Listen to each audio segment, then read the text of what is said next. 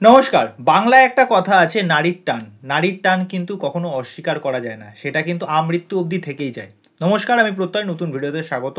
তো এখন কথা বলবো ইয়াশের আপকামিং সিনেমা আড়ি ট্রেলার নিয়ে, যেটা কিছুক্ষণ আগে ড্রপ আউট হয়। আমি দেখলাম ট্রেলারটা দেখে আমি একটা কথাই বলবো, ইয়াশ কিন্তু আশা করি এবার একটা ভালো কামব্যাক করতে চলেছে। কেন কথাটা বললাম, দেখো ইয়াশের প্রিভিয়াস প্রচুর কাজ দেখেছি, এবার সেইগুলো বক্স অফিসে কত নাম্বার পেয়েছে। ইয়াশ অনেক দিন ধরে যেভাবে ইন্ডাস্ট্রিতে আছে, এক এক ধরনের কাজ করে যাচ্ছে, নিজের প্রোডাকশন হাউস খুলেছে, প্রোডাকশন হাউসে তার প্রথম সিনেমা কারোর কাছে ভালো লেগেছে, কারোর কাছে ভালো লাগেনি, কিন্তু সে কিন্তু একটার পর একটা ট্রাই করে যাচ্ছে। তা ফাইনালি আরির ট্রেলারটা দেখবার পর আমার মনে হয়েছে এতদিনে ইয়াশ একটা ভালো ডিসিশন নিয়েছে এবং একজন ভালো পরিচালককে এই কাজে নিযুক্ত করেছে। ওকে, তা পরিচালকের যদি প্রিভিয়াস কাজ বলি সেটা কিন্তু খুবই ভালো ছিল। তা এখানে আমরা কাকে দেখতে পাচ্ছি, মা এবং ছেলের দুজনের গল্প বলছে কিন্তু আরি। তো এই পোস্টার কিন্তু অনেকদিন আগেই ড্রপ আউট হয়ে গেছিলো। তা ট্রেলারটা দেখবার পর না আমার সত্যি মনের থেকে একটা বিশ্বাস আসছে যে হ্যাঁ, এই কাজটা কিছু একটা ভালো হবে। আর দেখো, এটা ফ্যামিলি ড্রামা অবশ্যই, কিন্তু সেটা কিন্তু একদম সেই ওই ধারার না যে মা ছেলের টিপিক্যাল সম্পর্কের গল্প বলছে বা বাবা ছেলের টিপিক্যাল সম্পর্কের গল্প বলছে, এরকম কিন্তু না।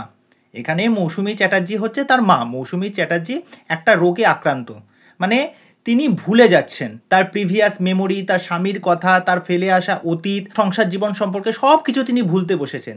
তা সেই জায়গায় দাঁড়িয়ে থেকে তার ছেলের চ্যালেঞ্জ হচ্ছে প্রতিনিয়ত মাকে সামলে রাখা, মার দায়িত্ব নেওয়া, মাকে প্রতিটা পদে এবং প্রতিটা পদক্ষেপে তার পাশে থাকা। তা এই কাজটা কিন্তু করে যাচ্ছে ইয়াশ। এবং অপরদিকে যদি নুসরাতের ক্যারেক্টারটা দেখি, নুসরাত হচ্ছে একজন লেখিকা। তা সে তার লেখার জন্য দুটো ক্যারেক্টার খুঁজছে এবং পরিচয় হয় এই ইয়াশের সাথে এবং তার মায়ের সাথে, মানে মৌসুমী চ্যাটার্জির সাথে। গল্পটা যেরকমভাবে আমরা দেখতে পাচ্ছি, দেখুন আপনি ট্রেলারটা দেখে আপনার কিন্তু একরকম মনে হবে না যে এটা তো একদম চেনা ছকের গল্প, একদম গদবাঁধা গল্প, হয়তো লাস্টে গিয়ে মা মারা যাবে বা কিছু একটা হবে, হয়তো মার থাকবে না, তারপরে লাইফে তার কি কি হবে, এরকম একটা মনে হতে পারে যদি ট্রেলারটা আপনারা যদি ভালো করে দেখেন। কিন্তু না, কিন্তু ট্রেলার দেখে কিন্তু এমন কিছুই গল্প কিন্তু আপনারা অ্যাজিউম করতে পারবেন না। ওকে, প্রথমে এই ট্রেলারে যেই মানুষটার প্রশংসা করতে হয় সেটা হচ্ছে মৌসুমী চ্যাটার্জি। প্রথম থেকে একদম শেষ অবধি মৌসুমী চ্যাটার্জি যেরকম অ্যাক্টিভিটি করছে, যেই সিনগুলো আমরা দেখতে পাচ্ছি মৌসুমী চ্যাটার্জির, যে একটা বাচ্চা সুলভ ব্যাপার আছে না, যে মানুষরা যখন একটা বয়স হয়ে যায় তার মধ্যে সেই খিটখিটে একটা বাচ্চা সুলভ ব্যাপার, সেই বিষয়টা না ভালো মতো এখানে এনজয় করতে পারছি। এই প্রসঙ্গে আমি একটা কথা বলে রাখি, দেখবেন মা আর ছেলের মধ্যে সম্পর্কের মধ্যে না একটা বিরাট একটা টান থাকে। আমার মায়ের সাথে বলছি, মানে প্রত্যেক দিন কিছু না কিছু নিয়ে তো হবেই, লাগবেই, কিন্তু ঝগড়া হবে, ঝামেলা হবে, কথা কাটাকাটি হবে। আমার মাও এই ভিডিওটা দেখবে। তা থাকা সত্ত্বেও মায়ের সাথে একটা আলাদা বন্ডিংই কিন্তু ছেলেদের থাকে। সেটা কিন্তু মানে কি বলবো, সেটাকে তো আর ডেসক্রাইব করা যায় না। তা আর দেখবেন বয়স বাড়ার সাথে সাথে মায়েরা যাতে ভালো থাকে, তারা যাতে সুস্থ থাকে, তাদের যাতে কোনো কিছু না হয়, এটা প্রতিনিয়ত না মনের ভেতর কিন্তু একটা কাজ করে। তা এখানে সেই ব্যাপারটা কিন্তু ইয়াশের চোখে মুখে ফুটে উঠছে।